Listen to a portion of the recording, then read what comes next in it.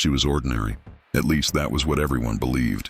A woman who passed through life like a shadow, unnoticed in the crowded streets of Washington, D.C., carrying her worn satchel, her simple clothes, her quiet demeanor. No medals pinned to her chest, no uniforms pressed crisp with ceremony, no photograph hanging in the halls of fame. Just an ordinary woman, or so it seemed. Her name was Elena Carter. The kind of name that disappeared on a roll call. The kind of name you might forget after hearing once. She rented a small apartment above a bakery, worked quietly at the National Archives, and lived a life that no one would call remarkable. Her neighbors would tell you she smiled politely, that she always carried books in her bag, that she never made trouble.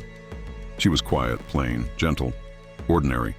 But if that was true, then why did the most elite fighter pilots in the world, the men who flew America's crown jewel, the F-22 Raptor, stand frozen at attention the moment they heard her name? It began on a gray November morning. The airfield at Langley was humming with the sound of engines, a dozen Raptors lined in perfect symmetry, their matte gray surfaces gleaming under the cold light. The pilots, the best of the best, were assembled for a private briefing.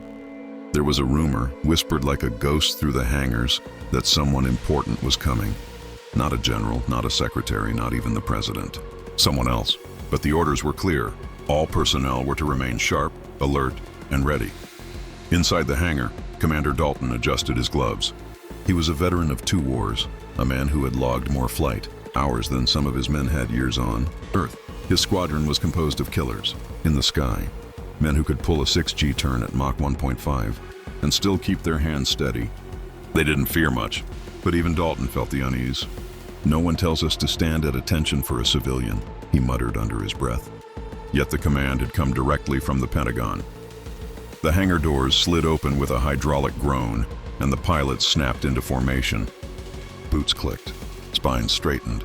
They expected a general in polished metals, maybe an intelligence director. What walked in, however, made their eyes flicker with disbelief. It was her, Elena Carter, a woman in a faded gray coat carrying a bag that looked far too heavy for her thin frame. She walked with a calm, deliberate stride, her eyes scanning the Raptors lined in silence. There was no entourage, no press, no guards, just her. And yet, when Dalton heard her name whispered across the room, he felt something stir in his chest. "Elena Carter," said the colonel who accompanied her.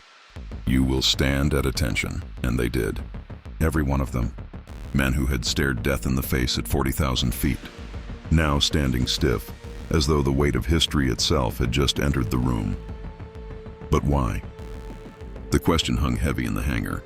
The pilots exchanged sharp, curious glances, but none dared move, none dared ask.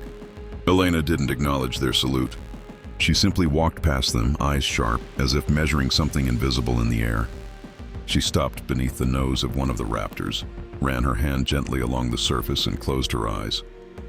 For a long moment, silence reigned. Then she spoke. "They still smell the same," she whispered. "Metal, fuel, and thunder." Dalton's heart skipped. Still smell the same. What did she mean? She wasn't a pilot. She wasn't military. And yet she spoke as if she knew them, these machines, these birds of prey. Something in her voice carried weight, the kind of weight only a pilot would understand. Memory, pain, loss. The colonel cleared his throat. "Gentlemen, you will treat this woman with the respect you would give a 4-star general. That is not a request. That is an order." The pilot stiffened further. Dalton's mind raced. Who was she? Later that evening, the squadron gathered in their ready room. Whispers filled the air like static. "She can't be just an archivist," one muttered. "I saw her hands, calloused. Not from books, from controls." Another pilot leaned in, lowering his voice. "I heard she was part of something classified. Black program? Ghost Squadron. Ever heard of it?" Dalton frowned. Ghost Squadron was a rumor, the kind of legend pilots told when the night stretched too long. A program so buried in secrecy it supposedly never existed. Pilots who flew missions no one acknowledged, battles that never made the news. But that was all smoke, until now. That night, Dalton couldn't sleep. He replayed her words, her calm, unflinching gaze. He looked her up in the public records. Nothing unusual. Born in Virginia, studied history, employed at the National Archives. No military record, no commendations, just ordinary.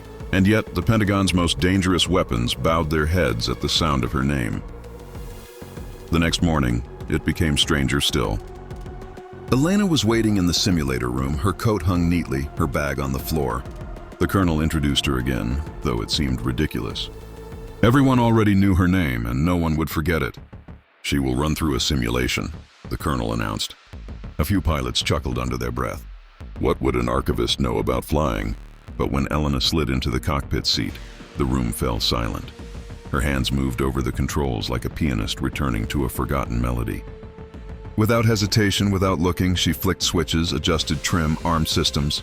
The simulator whirred to life, and she was airborne, climbing, banking, diving with a precision that made jaws tighten. She flew like she had lived inside that cockpit for years. When enemy bogies filled the screen, she dispatched them with cold efficiency. Her maneuvers so sharp, the simulator struggled to keep up.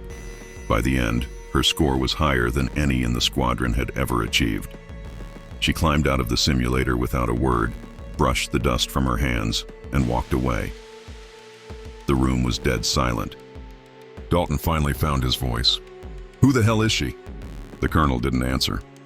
He only said, "She is someone you are not cleared to question." But Dalton did question. That night he dug deeper. If the government was hiding her past, then maybe the past itself held clues. He combed through old records, declassified scraps, war stories buried in digital archives. And then he found it. One fragment, a whisper of a report from nearly 20 years ago. A squadron of experimental pilots. Only a handful ever existed. They flew missions so secret not even the president was briefed in full. Their identities were erased, their service denied. And one of them was a woman. Dalton's pulse quickened. The file was corrupted, redacted almost to nothing. But one line stood out like fire in the dark. Codename, Nightingale. The rest was blacked out. But Dalton didn't need the full story to understand. Nightingale, a legend in whispers. The pilot who had once saved an entire carrier fleet single-handed, who flew into storms others called impossible, who vanished after a mission so classified no one ever spoke of it again. And now she was here. Elena Carter, the woman who was supposed to be ordinary. But why had she returned? Why now after decades of silence? What did it mean for the squadron, for the Raptors, for the world? Dalton didn't know. But one thing was certain. She wasn't here by chance. And the sound of her name would soon echo far beyond the hangars of Langley. The next morning, the base was alive with unease. Whispers darted between mechanics, technicians, and pilots like sparks on dry grass. Nobody said it aloud, but everyone thought it. She wasn't supposed to exist. And yet here she was, walking through their hangars as if they belonged to her. Elena Carter, Nightingale. Commander Dalton felt the weight of it more than anyone. He had grown up hearing rumors of her, back when he was just a cadet dreaming of the skies. The story went that Nightingale had vanished after a mission over the Black Sea. No wreckage, no comms, no funeral, just erased. The Pentagon had denied she ever lived. But if Elena was Nightingale, then the myths were true. Dalton couldn't keep the question down any longer. After morning drills, he found her standing by the Raptors again, her hand brushing the cold metal as though she were greeting an old friend. "You flew, didn't you?" he asked quietly, stepping close. Her eyes shifted to him, calm, sharp, as if she had already measured him before he even spoke. "Everyone flies," she replied softly. "Birds, insects, machines. The question is, who remembers how to land?" Dalton swallowed hard. "You're Nightingale, aren't you?" Her lips curved, not into a smile, but into something sharper, sadder. That name died a long time ago. He wanted to press, but the colonel's heavy footsteps echoed behind them. "Careful, Commander. Some names are not yours to say." Dalton's jaw tightened. "With respect, sir, my men deserve to know who's walking among them." The colonel's voice hardened. "All you need to know is this. If she tells you to fly, you fly. If she tells you to land, you land. If she tells you to follow her into hell itself, you don't ask questions." The silence that followed was suffocating. Elena didn't speak. She only turned away, eyes lingering on the horizon where the sun was breaking through the clouds. That night, Dalton couldn't stop thinking. The Pentagon didn't resurrect ghosts for nothing. Something was coming, something big, and he was right. 2 weeks later, the alarms shattered the calm. A hostile incursion. Stealth bombers slipping across the Atlantic, escorted by fighters never seen before. Their technology was bleeding edge, their signatures nearly invisible. The Raptors scrambled, roaring into the night sky. Dalton's squadron was airborne within minutes, cutting through clouds with afterburners blazing.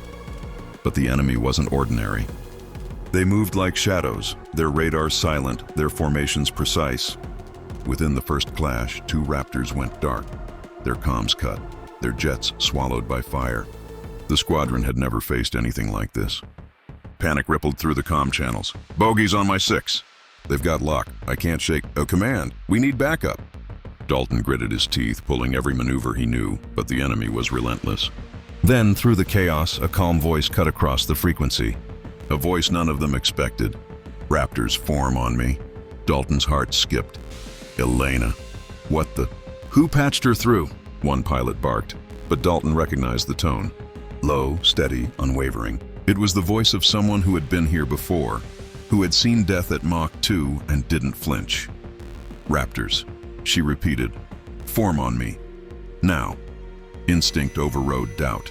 One by one, the pilots adjusted, their jets snapping into formation around an unmarked Raptor that had just taken off from the base. None had seen it leave, none had seen her board it, but there she was, flying as if she'd never been gone. The squadron followed. "Bogies are running 5th-gen countermeasures," she said, her tone clinical, calm. "Don't chase." "Herd them, funnel them east. Let them think they're pushing us back." Dalton obeyed. They all did. Under her voice, their fear steadied, their chaos became order. She called out moves before the enemy made them, weaving them through traps they hadn't even seen. Raptor 2, brake high. Raptor 4, cut throttle now. Dalton, knife edge left, now. Every command was perfect. Every call saved a life. One by one, the enemy began to falter, caught in her web, until the night sky burned with the wreckage of downed hostiles. The surviving bombers broke formation, retreating into the Atlantic like wolves driven off by a shepherd. When silence finally fell over the comms, the squadron hovered in stunned disbelief. They had survived, not by their own skill, but because of her. "Who the hell are you?" one pilot whispered into his mic. Elena's voice came back, low, almost a whisper. "Just someone who remembers how to land." And then she cut the channel. Back at the base, the pilots climbed from their Raptors, sweat soaking through their suits. Dalton tore his helmet off, eyes burning with adrenaline. He saw her step down from the cockpit of that unmarked jet, her coat catching the wind. The entire squadron froze. Without a word, they stood at attention. Not because they were ordered to, not because the colonel demanded it, but because they had seen her. Nightingale, the ghost pilot who had once vanished, returned from the dead to lead them. She passed by them silently, her gaze unreadable. But in their eyes, she wasn't ordinary anymore. She was legend. Over the weeks that followed, whispers spread beyond Langley. Other bases, other squadrons, the name Elena Carter carried weight again. The Pentagon tried to bury it, but legends don't stay buried. Stories leaked about the woman who had once saved an entire fleet, about how she disappeared and returned when the skies needed her most.